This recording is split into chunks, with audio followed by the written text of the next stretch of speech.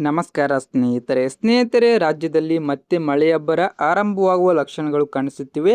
ಭಾರತೀಯ ಹವಾಮಾನ ಇಲಾಖೆಯ ಇತ್ತೀಚಿನ ಮುನ್ಸೂಚನೆಯ ಪ್ರಕಾರ ಮುಂದಿನ ಕೆಲವು ದಿನಗಳಲ್ಲಿ ಕರ್ನಾಟಕದ ಹಲವು ಜಿಲ್ಲೆಗಳಲ್ಲಿ ಭಾರೀ ಮಳೆಯಾಗುವ ಸಾಧ್ಯತೆ ಇದೆ. ಆದ್ದರಿಂದ ರೈತರು, ವಿದ್ಯಾರ್ಥಿಗಳು ಹಾಗೂ ಸಾರ್ವಜನಿಕರು ಮುನ್ನೆಚ್ಚರಿಕೆ ವಹಿಸುವಂತೆ ಸೂಚಿಸಲಾಗಿದೆ. ಕರಾವಳಿ ಭಾಗದ ದಕ್ಷಿಣ ಕನ್ನಡ, ಉಡುಪಿ ಮತ್ತು ಉತ್ತರ ಕನ್ನಡ ಜಿಲ್ಲೆಗಳಲ್ಲಿ ಭಾರೀ ಮಳೆಯ ಮುನ್ಸೂಚನೆ ನೀಡಲಾಗಿದೆ. ಮಲೆನಾಡಿನ ಶಿವಮೊಗ್ಗ, ಚಿಕ್ಕಮಗಳೂರು, ಕೊಡಗು ಹಾಗೂ ಹಾಸನ ಜಿಲ್ಲೆಗಳಲ್ಲೂ ಹಲವು ಕಡೆ ಗುಡುಗು ಮಿಂಚಿನೊಂದಿಗೆ ಉತ್ತಮ ಮಳೆಯಾಗುವ ಸಾಧ್ಯತೆ ಇದೆ.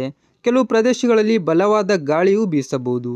ಬೆಂಗಳೂರು ನಗರ, ಬೆಂಗಳೂರು ಗ್ರಾಮಾಂತರ, ಮೈಸೂರು, ಮಂಡ್ಯ, ತುಮಕೂರು, ಕೋಲಾರ, ಚಿಕ್ಕಬಳ್ಳಾಪುರ, ಚಾಮರಾಜನಗರ, ಚಿತ್ರದುರ್ಗ, ದಾವಣಗೆರೆ ಸೇರಿದಂತೆ ದಕ್ಷಿಣ ಒಳನಾಡಿನ ಹಲವು ಜಿಲ್ಲೆಗಳಲ್ಲಿ ಸಾಧಾರಣದಿಂದ ಉತ್ತಮ ಮಳೆಯಾಗುವ ಸಾಧ್ಯತೆ ಇದೆ.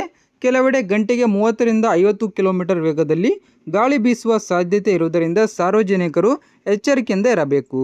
ರೈತರು ಈಗಾಗಲೇ ಕೊಯ್ಲು ಮಾಡಿದ ಬೆಳೆಗಳನ್ನು ತೆರೆದ ಜಾಗದಲ್ಲಿ ಇಡದೆ ಸುರಕ್ಷಿತ ಸ್ಥಳಕ್ಕೆ ಸ್ಥಳಾಂತರಿಸಿಕೊಳ್ಳುವುದು ಉತ್ತಮ. ಜಮೀನಿನಲ್ಲಿ ಕೆಲಸ ಮಾಡುವವರು ಗುಡುಗು ಮಿಂಚಿನ ಸಮಯದಲ್ಲಿ ಮರದ ಕೆಳಗೆ ನಿಲ್ಲಬಾರದು. ವಿದ್ಯುತ್ ಕಂಬಗಳು ಹಾಗೂ ನೀರು ತುಂಬಿರುವ ಪ್ರದೇಶಗಳಿಗೆ ಹೋಗುವುದನ್ನು ಸಾಧ್ಯವಾದಷ್ಟು ತಪ್ಪಿಸಬೇಕು.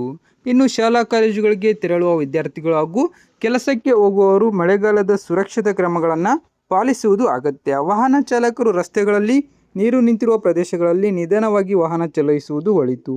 ಹವಾಮಾನ ಇಲಾಖೆ ತಿಳಿಸಿರುವಂತೆ ಕರಾವಳಿ ಮತ್ತು ಮಲೆನಾಡಿನ ಕೆಲವು ಜಿಲ್ಲೆಗಳಲ್ಲಿ ಆಗಸ್ಟ್ 8ರಿಂದ ಮಳೆ ಪ್ರಮಾಣ ಇನ್ನಷ್ಟು ಹೆಚ್ಚಾಗುವ ಸಾಧ್ಯತೆ ಇದೆ. ಆದರೆ ಮಳೆಯ ತೀವ್ರತೆ ಸ್ಥಳದಿಂದ ಸ್ಥಳಕ್ಕೆ ಬದಲಾಗಬಹುದು. ಆದ್ದರಿಂದ ನಿಮ್ಮ ಜಿಲ್ಲೆಯ ಇತ್ತೀಚಿನ ಹವಾಮಾನ ಮಾಹಿತಿಯನ್ನು ಗಮನಿಸುತ್ತಿರುವುದು ಉತ್ತಮ. ನಿಮ್ಮ ಜಿಲ್ಲೆಯಲ್ಲಿ ಈಗ ಮಳೆ ಬರುತ್ತಿದೆಯಾ? ಕಮೆಂಟ್ ಮೂಲಕ ತಿಳಿಸಿ. ಈ ಮಾಹಿತಿ ಉಪಯುಕ್ತವಾಗಿದ್ದರೆ ವಿಡಿಯೋಗೆ ಒಂದು ಲೈಕ್ ಮಾಡಿ, ನಿಮ್ಮ ಸ್ನೇಹಿತರೊಂದಿಗೆ ಹಂಚಿಕೊಳ್ಳಿ ಹಾಗೂ ಇಂತಹ ಹವಾಮಾನ ಮತ್ತು ಸರ್ಕಾರಿ ಯೋಜನೆಗಳ ಅಪ್ಡೇಟ್ಗಾಗಿ ನಮ್ಮ ಚಾನಲ್ನ ಸಬ್ಸ್ಕ್ರೈಬ್ ಮಾಡಿ.